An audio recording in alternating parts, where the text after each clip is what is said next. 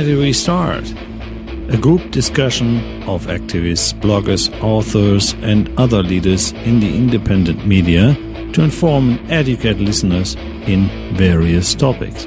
Join us every second Saturday of the month at 10 to 12 a.m. Pacific Time, which is 18 to 20 hours GMT. Join us.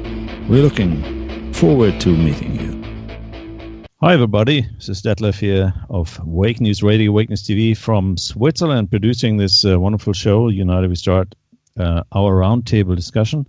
This is actually our second show, and I would like to propose that everybody is introducing himself, and we have got wonderful people today. We've got Alan from Ireland, from OYM Ireland.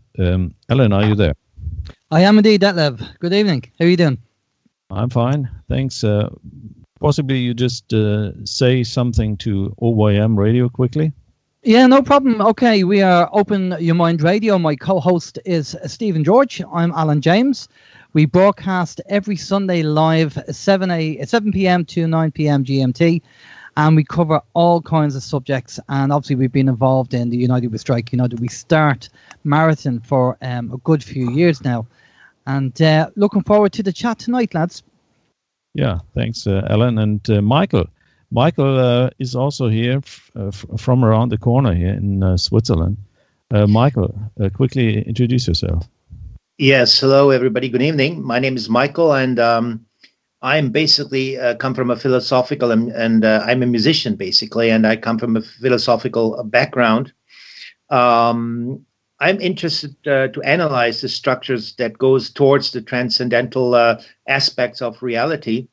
And so therefore, for me, it's very interesting to observe the physically incarnated so-called institutes, which are secret services and secret societies, and how they operate and how they have an impact on human liberty and human freedom, in the way that God's original creation plan was to obtain love and wisdom, and later to be an active participant in the run and to help to run this universe. So that would be my contribution maybe today. And Michael is also working as a moderator here at Wake News Radio, Wake News TV. He has a show once a month in German, though, unfortunately, for all the English-speaking interested possible listeners. Okay, I will pass on to Matt, but just one quick reminder. You can participate in our show today by joining the UWS chat, which is to be found here on our UnitedWeStart.org website. Just go there, and this is very easy to log in. Alan, is that correct? Well, Alan is yeah. Well, never mind. I mean, please have a look. Sorry about that. I was muted there. Sorry about that. Yeah, there's no registration process on the chat room. You just log in as guest, type your name, select guest, and you'll be able to get into the chat room. Wonderful. And now it's Matt. Matt, why don't you introduce yourself quickly? You are one of the real first ones who were trying to wake up the people, right? Actually, yeah, thanks, Detlev. Yeah, I've been on the internet as an activist for over 25 years now. My original website was Death to the New World Order, and it was one of the first, if not the first, exposing the people around the world to issues about the Trilateral Commission, the Bilderberg Group, the Council on Foreign Relations, the Federal Reserve, and all of that, exposing it all. It was rated in the top 5% of all websites at the time. So my competition was CNN, Fox News, and all those guys. Then I let that go after, folks like Matt Drudge came along and Alex Jones came along. So they kind of were the next generation of the websites like mine. Then about 2009, I joined UnitedWeStrike.com. with our monthly radio marathons, and we'd have top flight guests from Sheriff Richard Mack, Joyce Riley, Cass Ingram, a whole host of others. And we'd have our once a month radio marathons doing that. I was host and producer. My segment was called The New World Odor Report. My website is nwodor.com, nwodor.com. Go up there and you'll find archives of the shows I've done, which really I designed to inform and educate people on subjects about the New World Order, exposing secret societies, have a lot of health related shows, got a lot of world-renowned doctors on there talking about, GMO foods and how to keep yourself healthy, how to detoxify your body. So it's a real good library of learning. I don't think that information ever gets old, so it's up there for your enjoyment. It's kind of my little gift to the world. I've not produced my own show for a while now. I've been taking a break, but I will start here soon again, and we'll get more shows under our belt here for 2018. And we have our guest today. And okay to introduce him now, Detlev? Sure. Go okay, ahead. Great. Okay, so our guest today is Cody Golden Elk Snodgres. Our good friend Ole Damgaard, who we've had on our show, and I guess both of you, Detlev and Alan, have had him on your show. He sent us an email, and here's what he said about Cody. He says he's a former Black Ops contractor who has been extremely deep on the dark side. He's helped him for a year prepping to step forward with mind-blowing information. In his own words, Cody says, for over 20 years, I was an independent contractor specializing in sensitive covert assignments as well as bodyguard work. In 1994, I was given the task to blow up the Alpha P. Murrah building in Oklahoma City. This job came from an ex-U.S. military man who told me he worked covertly for the CIA. I refused on moral grounds. My strong opposition to attacking U.S. citizens on our own soil changed my status from CIA asset to liability, a private independent contractor who knew too much. Cody, welcome to the show today. Hey, thank you, Matt. I really appreciate it. Alan and Michael, it's nice to talk to you guys, and I appreciate the opportunity to be here today. Yeah, thanks, Cody. Can you please elaborate on your background a little bit? I know it's extensive, and I don't know your story, really. This is my first time hearing your story. So can you give us a minute or two brief introduction on your history? Yeah, and after graduating in high school here in the United States, 1975, I was in college. I scored in the top 1% of the SAT test. That's a scholastic aptitude test for going into college. I scored in the top 1% in the U.S. in physics, and so the CIA came to recruit me based on those test scores in 1975, and I turned down recruitment for them at that time, and later graduated with a double Bachelor of Science degree in both mathematics and physics, then went to work on my Master of Science degree, and got to fly the Space Shuttle simulator down at NASA and stuff. But I've been in Black Ops for over 20 years, and I've been in CIA mind control programs, assassination programs, and so forth, and then was offered the job to bomb the Murrah building, which I turned down for $1 million cash, and retired in 1995 in March. And I waited 22 years to write this story about the Murrah building and about the cover-up in our 10th Circuit federal courts here in America, and about the deep state.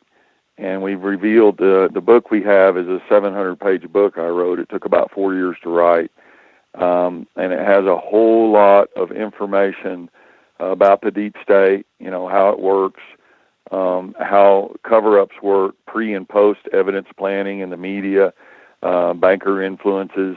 It covers a wide range of topics related to the Black Ops world.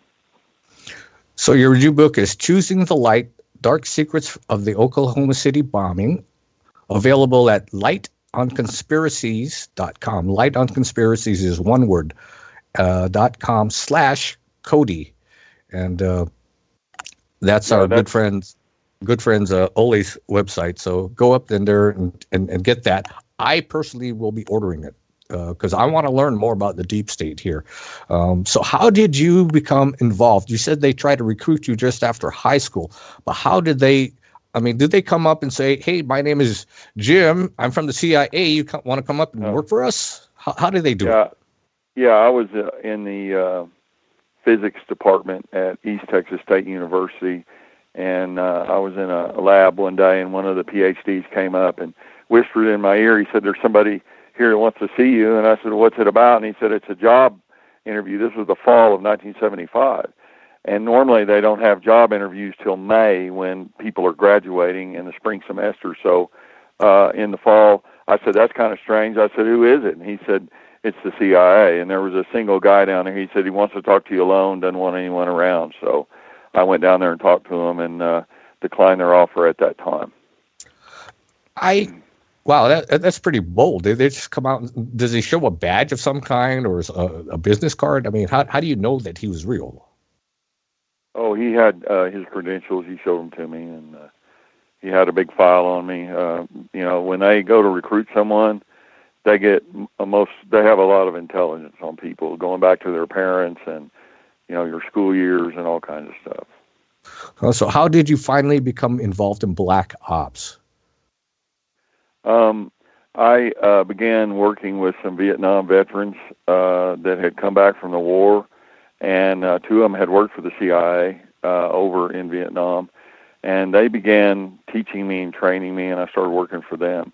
I wanted to be independent. I didn't want to work for the government. Oh, and so you just get hired to do jobs occasionally? Is that what it was? Well, yeah, more or less. And then I trained in martial arts also over the time. I trained in 20 years in martial arts, and I got pretty good at bodyguard work and so forth. So tell us about what it's like doing Black Ops. I mean, how do these things work? What kind of things did you do? Okay, well, after graduate school, and I got to fly the Space Shuttle simulator down at NASA there. I worked for Chevron Geosciences in Houston, Texas, and then went up to Tulsa, Oklahoma, where I worked as a petroleum and later a research geophysicist at Amoco Production Company. And that was my civilian front. In CI terms, they call that a NOC. It's a non-official cover. An official cover for doing Black Ops would be something like working at the State Department or being in the Special Forces or something like that. But I had a civilian front, and that was my front. And then in the mid 1980s, 82, 83, 84, I was involved in the CI operations over in Arkansas with Bill and Hillary Clinton and all of the arms going down to Nicaragua and, the drugs coming back to fund the covert ops. There were 3 multiply nested ops over there. Centaur Rose, Jade Bridge, and Screwworm were the code names. So being in Black Ops, you have to have some kind of front, and then you have to conduct your black operations with a minimum amount of blowback, preferably no blowback at all. A true Black Op. Yeah. What is that? What is blowback? Okay, blowback is where a group or an entity conducts a Black Op or a covert op, and while they're conducting it, something happens along the way that alerts either the press or the government in the country you're working in or law enforcement, and it has to be contained or covered up to keep the Black Op black. The ideal Black Op is an operation that occurs and nobody knows it happened except the operators, but that rarely happens. And there's mistakes made and accidents that happen and different things that form blowback, which has to be covered up or cleaned up. Okay, so you're doing Black Ops and trying to avoid blowback, and then what from there? Pardon me? I mean, I interrupted your thought because I didn't know what blowback was, but you said your objective is to conduct operations without blowback, and then you were going to say something else. Yeah, there's blowback means anything. There's no photographic intelligence. We call that FODINT, or human witnesses. That's human intelligence, or SIGINT, which is signal intelligence, or ELINT, electronic intelligence. You make sure there's no phone calls that are tapped, there's no pictures, there's no fingerprints, there's no witnesses, and that's how you control blowback. You conduct the operation and that your principals want, and the job, whatever it is done, and then no one knows about it. So what in Arkansas, everyone knows by now that we were sending arms to South America and bringing back cocaine. That movie, I don't know if you've seen it, that new Tom Cruise movie, American Made, about Barry Seal. How accurate was that? I suspect that, it's Hollywoodized. They have to embellish it a little bit, but how accurate was that?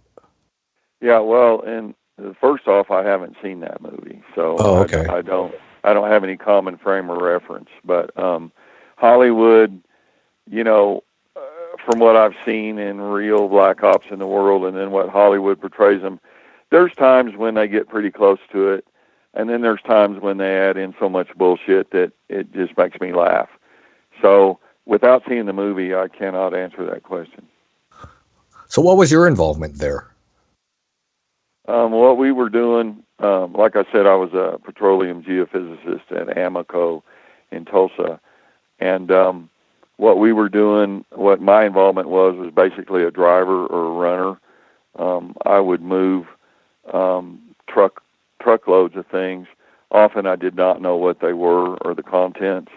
And we would meet people somewhere. We were told to meet a contact. We didn't know who the contact was. And they limit the information they give you in case you're caught and interrogated or tortured. That way you don't know and can't give up anything. So I would meet someone with a code name and, walk off and leave the load there, and they'd take it along. We were mostly moving arms. We had a associate that was in the National Guard Armory in Little Rock, and they were pilfering ordnance for the CIA so that they could send it down into Nicaragua and the Central American contacts down there. Because in 1984, the U.S. Congress passed what they call a Boland Amendment, named after Senator Boland, and they forbade us to use troops and put a lot of boots on the ground down there.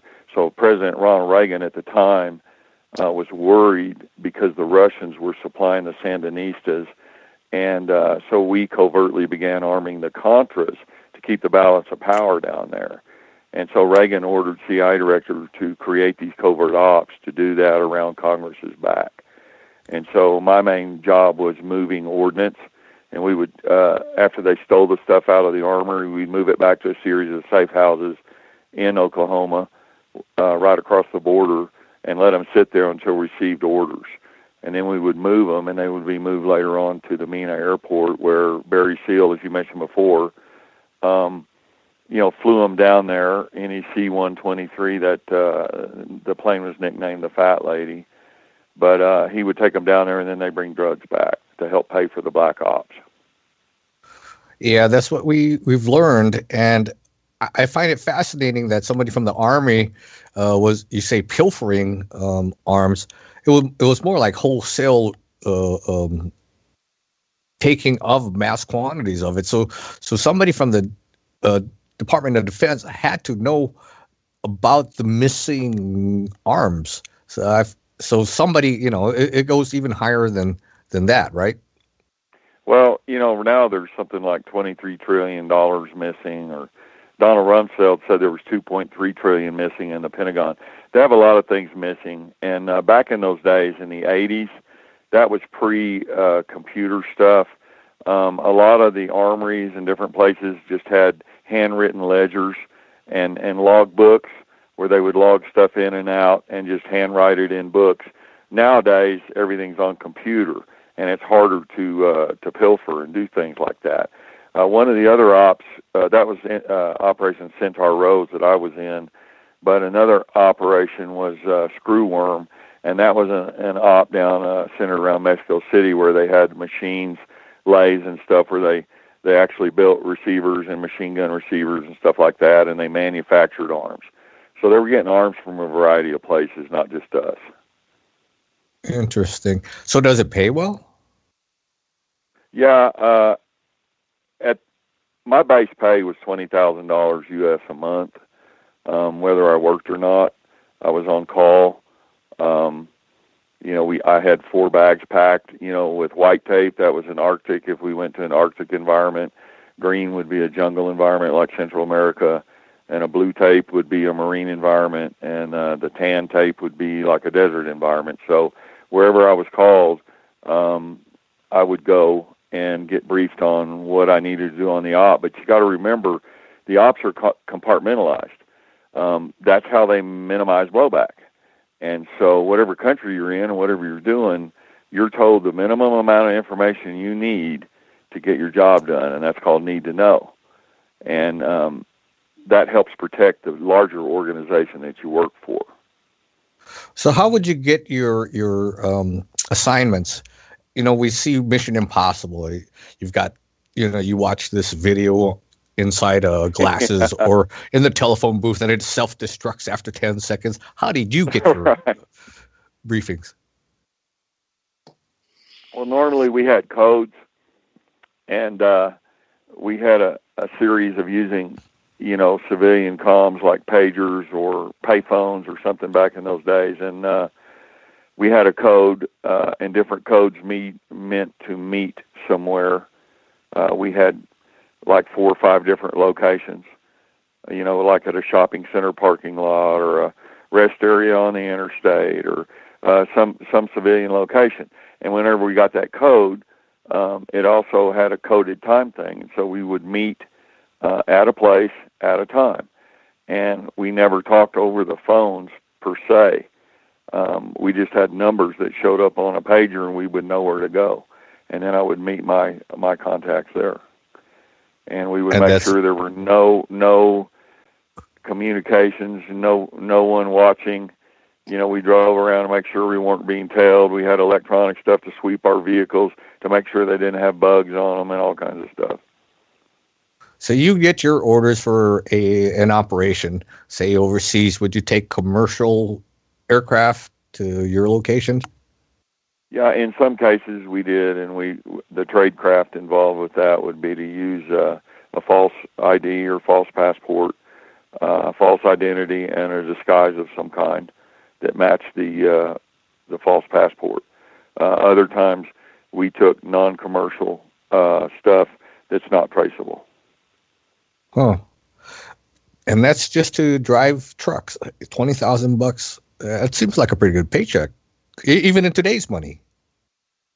Well, we had other jobs offered to us in Saudi Arabia to bodyguard some of the royal family kids, and those jobs were $50,000 a month, but it had a 6-month lock-in where you had to stay there for 6 months. But it's a high-risk situation, and what good is $20,000 if you're dead? I suppose that's true.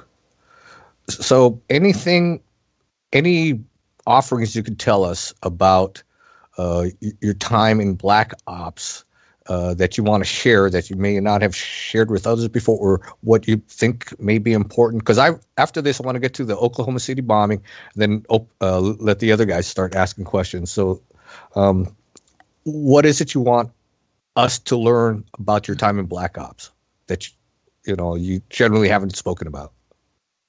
Well, that's a hard question. That's to answer. That's kind of like saying how long's a string. I can't answer it until I see the string. But generally speaking, Black Ops is a world that most civilians, never interface with, and it's a very shadowy world, like an octopus, and it reaches into many different areas like banking and political stuff, and then the courts, and there is layer after layer, like an onion, to the shadow government, like here in America, that runs the black ops, and then the KGB over in Russia, MI6 in Britain, Israeli Mossad, for instance. All intelligence agencies have this shadowy, layered type of system where the tentacles reach in far-reaching places, and they exert control secretly, covertly. And the civilians in the countries generally don't see it unless there's some kind of blowback. So what I'm trying to say is this whole thing is like a big iceberg. There's only a little tip that is ever shown in the media or in movies, like you said with Tom Cruise on this new movie, which represent this thing. But this thing is very big and very deep, and it reaches a long, long way. And most civilians, when they start realizing, and someone like me talks about it, a lot of times they don't believe it because it confronts their most cherished belief paradigms, and their cognitive dissonance threshold takes over, and their mind slams shut. And a lot of these so-called conspiracy theories, as labeled by the mainstream media, like Oklahoma City or 9/11 or the Sheffield bombing in London and so forth, these things are actually real, and they are perpetrated by black operators and shadow government types. And the truth is always covered over and doctored and massaged to present to the people. Yeah, and my fascination is how you get regular civilians to go along with the plan. I would think by bribery or blackmail or threats. But, okay, how did you become involved? Tell us a story about the Oklahoma City bombing, because, it was big news. Timothy McVeigh got pinned on it, and then they executed him, perhaps. But, they already had their built-in patsy. I could tell at the time that it was a false flag, and there was many things wrong with the story of, the official story. But what was your involvement, and then how did you see things happen on its outcome? Well, one of the back in 1994 in October, I was contacted by another asset. Harold Leonard was his name. I can use his name because he's deceased. I can't use certain names now because I don't want to violate, the 1982 Intelligence Identities Protection Act. That's called the IIPA. That's U.S. Code Title 50, Sections 421 and 426. And it states that the disclosure of a U.S. government operative's identity is illegal only if it is done intentionally and with knowledge that the government is still actively maintaining a cover for such operative. And the reason I always say that is because if you recall, some of you may know, there was a CIA case officer named John Kiriakou, and in January of 2013, he was sentenced here in the United States into federal prison for 30 months for violating this IIPA. He was discussing the CIA's RDI program. That's the Rendition, Detention, and Interrogation program that was running at Guantanamo Bay. And he inadvertently let an active agent's name slip, so they nailed him. So I can use some names, and other names I won't use. But in 94, in October, Harold Leonard contacted me, and we met in we went way out in the woods in the mountains, and he had a backpack, purple and black backpack with $500,000 in U.S. currency. And he said, "We've got a job for you." And I said, "What country are we going to?" I thought we were going to Saudi Arabia or something. And he said, "No, it's here in this country." And I said, "What kind of job is it?" And he said, "It's an EOD job. That's explosives and demolitions." And I said, "Well, what's the target?" And he said, it's a building. I said, "What kind of building?" He said, "It's a federal building, government building." And I said, "Which one?" And he said, "The Alfred P. Murrah Federal Building." And at that time, I was at the end of my operational effectiveness. I had been severely wounded and I had actually died twice in the hospital in September of 91 and had to be shocked back. And so I was drinking heavily because I had severe PTSD from the operations we'd been in. And I told Harold Leonard I didn't want anything to do with it. I was tired. I was having bad dreams at night. and I wasn't going to do this to our own people. And so I denied that job. They ended up giving it to Timothy McVeigh for the Patsy. I knew it was a Patsy job. There's no way I'd touch a job like that. $1 million is nothing for a job like that. I knew the pay was too low, and I knew they wanted to get rid of me because I knew too much anyway, and I was fixing to retire. And I did retire in March of 1995, 1 month before the Murrah building was detonated on April 19th, 1995. So did he explain the plans on how they would demolish the building, like plant bombs inside? Because that truck bomb that's phony as hell. Yeah. Did they? Yeah. No, what he did was he had that $500,000. He said, take the cash now. You can get any team you want, and we'll give you whatever you need, explosives or whatever. And then you get the other half of the cash when it's done. And I turned it all down. I did not know at that time why they wanted, to destroy that building and the reasons why. But I learned later on and talked to some people that were involved about the reasons why. And it's really amazing because most Americans, civilians, a lot of people around the world haven't heard the real reasons why they bombed that building or ordered the job for it to be bombed. Can you speak to that? Are you allowed to? Oh, yeah, I can. This is an amazing story. But to do so, I have to go back into history just a little bit so the listeners can understand the context of a massive domestic operation like this. And back in 1980, Saddam Hussein was a CIA-paid asset. He was actually on our payroll, and he was in the Ba'ath Party. And when he came to power in Iraq, they fought a war with Iran, and it was a long, bloody war, and Iran enjoyed a 10-to-1 infantry advantage. And so we covertly armed him with the AIM strain of anthrax, which was made at Fort Detrick, Maryland. It had a different protein coat and a smaller spore size, which would make it better use as an aerosolized weapon.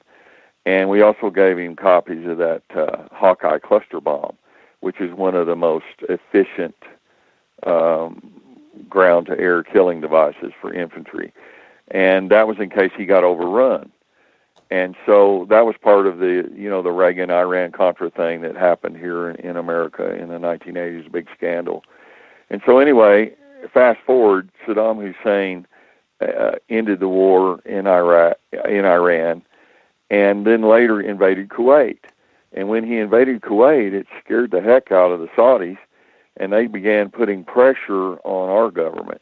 And so we cooked up what they call the Desert Storm invasion to throw Saddam out of Kuwait, and that was in January of 1991. And so as our troops were going over there, the American government could not tell its people that they had covertly armed Saddam Hussein with weapons of mass destruction, which was the AIM strain of anthrax. And so we were going to send our own troops over there, and they were worried that he would then turn those secret weapons we gave him on our own guys. And our standard anthrax shots for our troops are a 6-month course. You give one injection each month to build immunity. And we didn't have time. They didn't have time. And so they created a new anthrax vaccine. And this new anthrax vaccine contained an adjunct, which is an autoimmune booster like mercury and aluminum that are used in the flu shots. And it's called squalene. It's a long fatty acid molecule. And it's the first time it had ever been used in mass. And it reduced our anthrax injections to 1 month. And so they bypassed FDA testing. That's Food and Drug Administration. They're the people who are supposed to check all the new vaccines. So I'm getting to the Murrah building here. I know this is kind of around the bush, but you have to understand these things to understand why they did it. So anyway, they gave approximately 480,000 of our troops from all the different branches of service, Army, Navy, and Air Force, so forth, these vaccines, and they started causing a lot of problems. They later named this Gulf War syndrome. And the second thing they did in that Gulf War, for the first time ever, the United States Pentagon they used depleted uranium weapons in that war, primarily in two configurations. One was the A-10 Warthog, which was a jet aircraft that used the 30-millimeter chain guns, and they would destroy the Soviet T-54 tanks that were the predominant tank machine that Saddam was using. And then they also used the M1A1 Sabot rounds in the Abrams tanks. And that's what Timothy McVeigh was in with his platoon commander, Terry Nichols. He had confirmed kills over there and won a Bronze Star. But these Sabot rounds came out at a real high kinetic energy, about 5,200 feet per second. And when they hit a Soviet T-54 tank turret, for instance, which weighs approximately 11 tons, it would hit them and make a big explosion in a fireball so powerful that it would just throw that 11-ton turret up like a tumbleweed. And what was happening at that time was this was creating new chemical compounds like uranium oxide and uranium dioxide. And these weapons had never before been used in combat like this.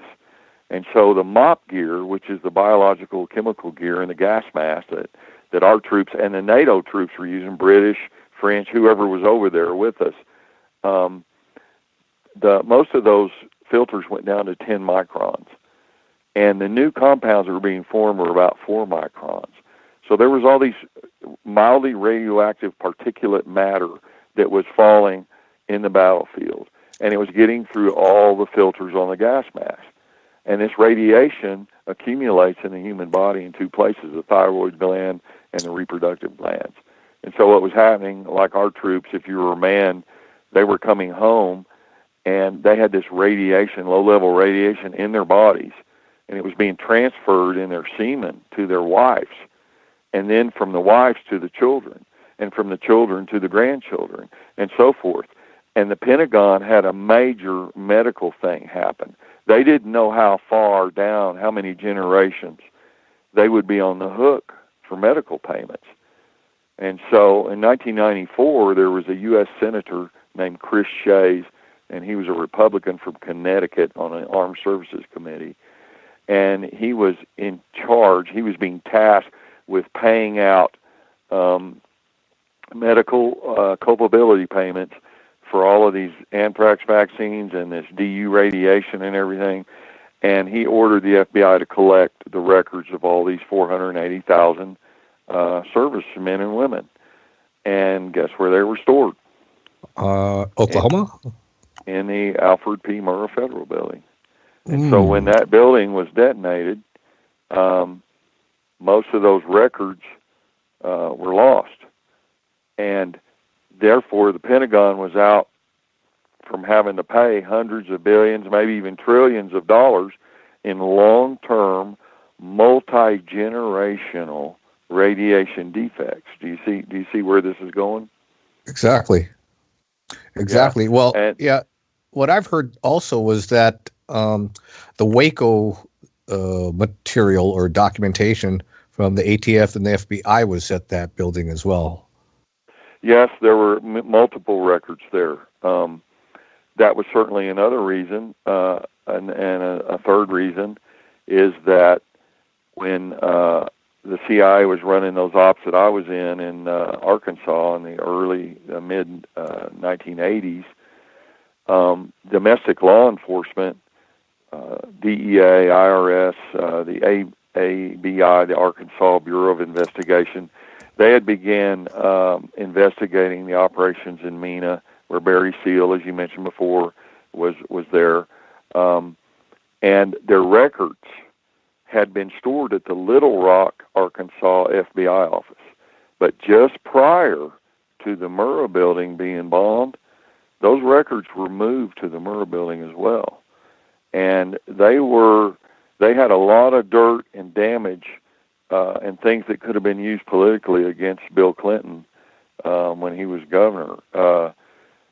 When he later went to be president, because July 26th of 1994, that's when the Whitewater investigation began. And then in August of 94, they appointed Ken Starr as the Whitewater prosecutor. And so all these records disappeared, and it was a big help to Bill Clinton for the Whitewater stuff, and also later on when they were trying to impeach him for the impeachment hearings. So there's many reasons why that building was, it was ordered that it be blown up. Well, good for you that you didn't take bait, because you wouldn't be here talking to us today, educating us with all this knowledge. I do have more questions for you, but I at least wanted to get that story out for our audience so that they can learn from your inside information, what really went on there. So I appreciate that, and thanks. So, guys, if you have questions. Sure. Yeah, I just want to say in this book, Choosing the Light, it's 700 pages, and it has all kinds of information. It has records. It has court documents. It has a wide variety of evidence sources, and it goes into great detail with names, dates, times. It goes into lot numbers for those squalene-laced vaccines at Dover Air Force Base, and it has a whole lot of data that I'm leaving out. I'm just covering the basic parts. Well, I do appreciate you sharing that with us, and yes, I will get that book. So, guys, if you have questions, go for it. I have a question, if I can just jump in there, if you don't mind. Good evening, Cody. It's Alan here from Open Your Mind Radio.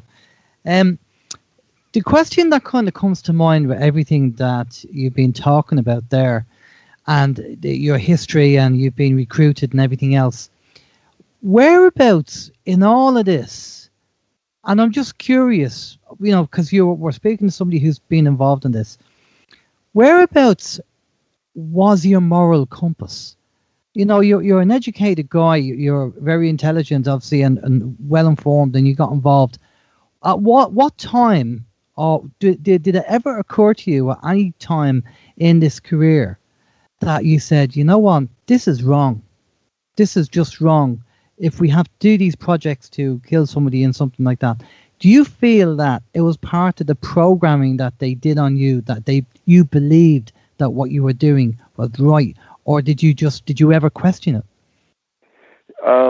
Back when I was younger, I was greedy for money, and money was my motivation, and that's why I did what I did. And then later on, in September of 1991, I was involved in something called Project Slammer. It was a covert assassination program, and one of my associates, his father was an active CIA agent in Bangkok, Thailand, and during an operation, his son lost his life. They blamed it on me, and they targeted me for termination. And I did die from this operation. This is all detailed in the book. There's a whole chapter about it. And it was September 18th to the 22nd in 1991. I was at the Soldier of Fortune show out in Las Vegas, Nevada. We had taken about $50,000 worth of machine guns out there to do a machine gun shoot, and they hit me with it there, and I died in the hospital there. They had to shot me back twice. Now, to answer your question, I had a near-death experience when I died in the hospital from the CIA Black Op, and I floated over myself. My spirit left my body, and I looked down at my body, and they shot me back twice, and the story, of course, is in this book. But to answer your question, when I realized for the first time that I really was a spiritual being of light and not just a human, this was a big thing in my life to have a near-death experience. And after I recovered, which took me, about 2 years, I had a big moral epiphany. My moral compass, as you say, did change. And I began, that's when I really started thinking about the long-term things, the moral things, the spiritual things, and it completely changed my life. Okay. Because it's a question that I would always ask someone. You're doing something that morally goes against, what we're brought up to believe, that thou shalt not kill and common law and all that kind of stuff. So the money was the overriding factor. And I assume maybe some programming as well. They probably told you that what you were doing somewhere down the line was the right thing for the country and all that kind of stuff. Well, there wasn't so much of that. My main concern was I was offered a job and I get paid X number of dollars to complete it, and my main concern was to complete it with a minimum amount of blowback. Because if I got caught or captured or tortured or killed, then the money, really didn't matter anyway. So my focus was on the mission, each particular mission, and then getting paid at the end of that mission. And then another thing you have to do in Black Ops is you can't take the money and wash it through banks or, put it out and, buy fancy cars and big houses. I could have paid cash for houses and cars and all that, but instead we drove used equipment and we hid the money. Oftentimes we got paid in gold Cougarans or diamonds or drugs or weapons other than straight money. Right. Okay. I'll pass it around the table. Anybody else? Michael? Yeah. Well, before I start my whole questions, I have to digress a bit because I'm going to have some direct personal questions. But first of all, I want to say I have great respect for people that were sort of in the sphere of evil that make the step towards the light. I mean, that's something like when you read the Bible, the lost son that comes back towards the light, and that's something very precious. And even if I ask some, direct questions, I don't mean them to be accusingly, but simply to understand the phenomenon. So that is my whole objective, to understand and try to put myself in the position of the other human being, what motivated them and what brought them towards that kind of actions, what they did. So even when I deal with the matters of for instance, black magic, when I have to look into it in the sort to understand and to tell people how it basically works and to warn them. So also I first put myself in the position where I really connect with the light, with all the good spirits, so to speak, that I want to have that I establish a connection to the light spheres, and that is the only way a human being can keep dignity towards God and towards this whole entire cosmic creation. So it's a pretty nitty-gritty subject that we're talking about. So I start with the epistle of Ephesians 6:12. There it is written, "For we wrestle not against flesh and blood, but against principalities, against powers, against rulers of the darkness of this world, against spiritual wickedness in high places." So that comes directly out of the Bible. And I think it tells a lot of with what kind of forces we're dealing. And we don't need to know right away which force it is, whether it is Lucifer, Ahriman, or the Asuras, or Sorar, the sun demon. That's going into details. But all these secret societies and all secret services, which are sort of like the police of the secret societies, they, in the upper echelons, they have contact with these beings, and they use them, and they're being used. It's going back and forth. They use these spiritual beings to obtain information from dead souls and directly from these negative spirits, in order to help them to be successful with their intentions. You're absolutely right.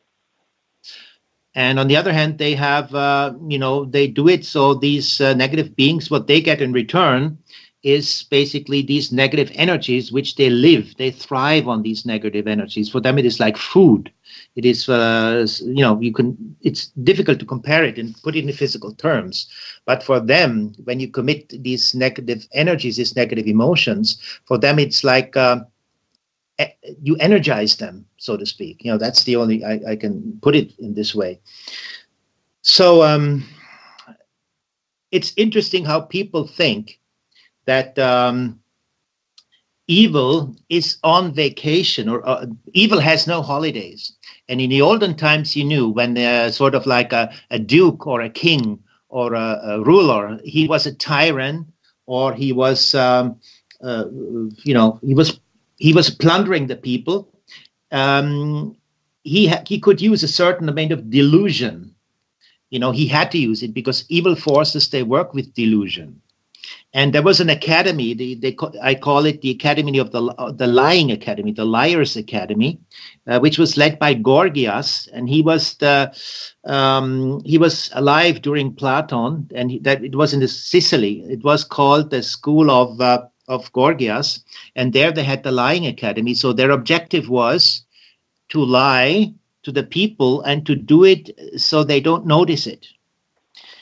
So the evil force, in a way. The devil, I simplify. The devil cannot say, oh, I'm evil, come, everybody follow me. No, the devil says, no, I'm an angel, you have to follow me and you get this and that. And that's how this whole dynamic works. And this whole, and the objective is to plunder the people and to suck them out, and they use their energy. That's the overall objective. And some people in this world, they think they are better than others. They have this way of elite consciousness, this which God created everybody equal, everybody. And it says even in the Bible, no human being shall go to court. Nobody should be a judge of another human being, so to speak. Michael? Yep. Did you have questions for Cody? We've only got him for another hour. Yeah. Basically, yeah. And I wanted to bring this in the background, and basically, I wanted to say that how is it possible? Because I put myself in that position. Didn't you feel mocked or taunted in your cosmic human being, because with this compartmentalization, that you didn't know what the objectives were. So, for instance, if somebody asked me to take part in a project, I want to know what is the intentions, where does it lead to? I want to know all the details, and only if I can evaluate them, I say, okay, I can go ahead with it. I feel in harmony with it.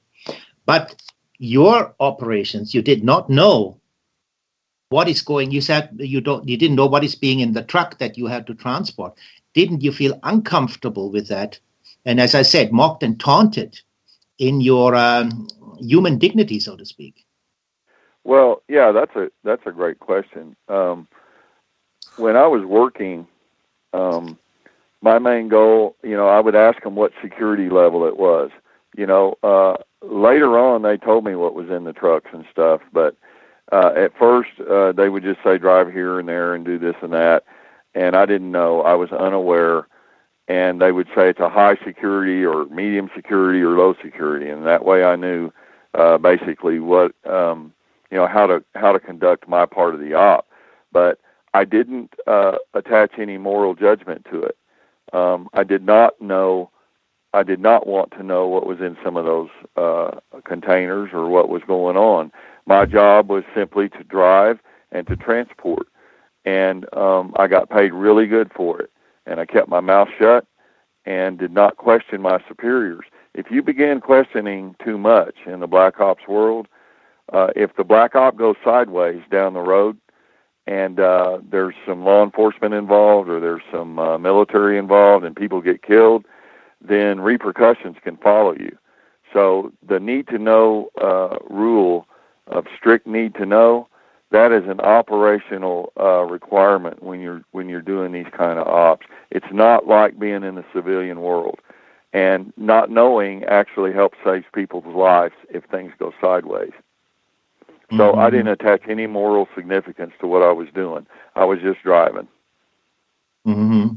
Yeah, I think that's the only way you can deal with this object. But overall, I think the when you look in the depth of your soul, these kind of things, this dynamic, which I just mentioned, I feel that causes a bit of uneasiness. I mean, to every human being, because the human soul is not made to operate in this mode.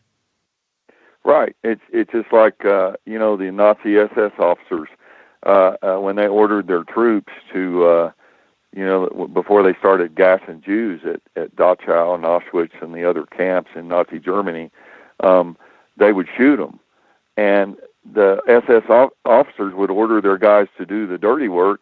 And after a while, they started having mental problems and drinking problems, and it was a big mess. And they later on moved to the gas chambers, which was a much more efficient way at committing their dastardly genocide. But yes, all human beings, like you say, we all have souls, and we can blank our souls out and blank our spiritual connections out and get greedy and do things for money like I did.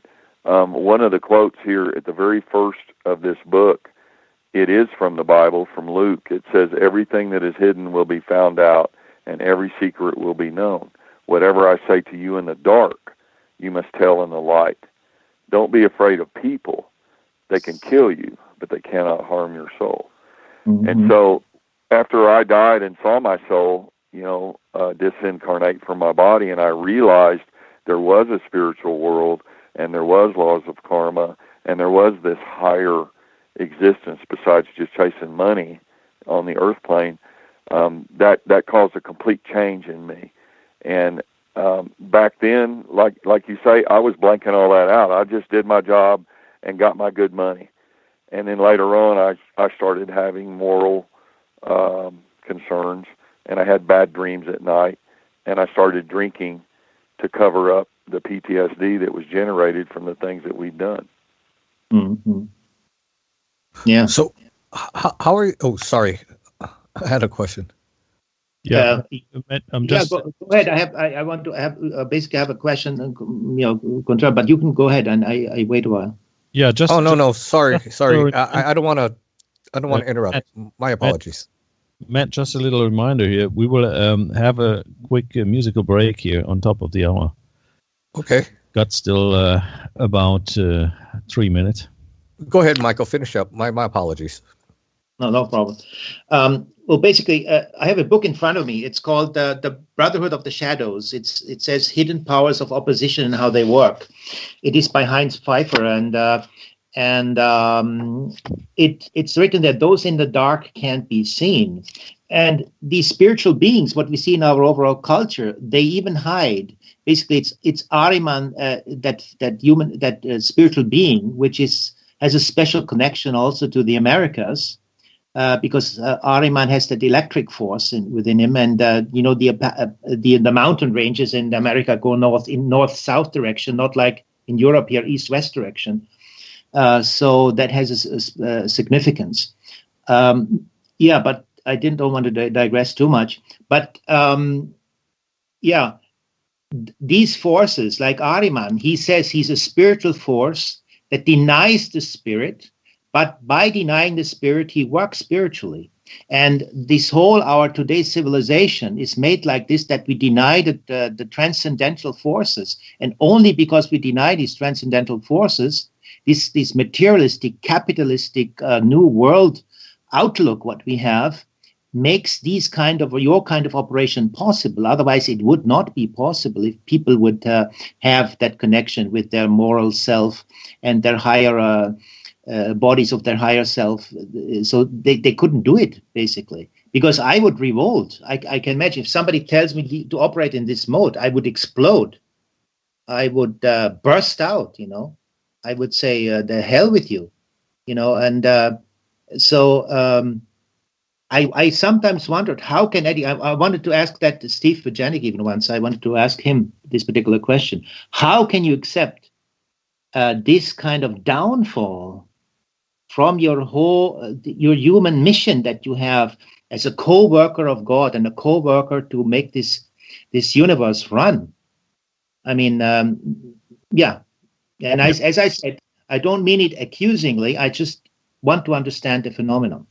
Yeah, just keep your thought, Cody, for your answer. We will have a quick musical break, and after that we'll be right back in about 3 minutes. UnitedWeStart, fighting for freedom. A group discussion of activists, bloggers, authors, and other leaders in the independent media to inform and educate listeners on various topics. Join us the second Saturday of a month, 10 to 12 a.m. Pacific Time, 18 to 20 hours GMT.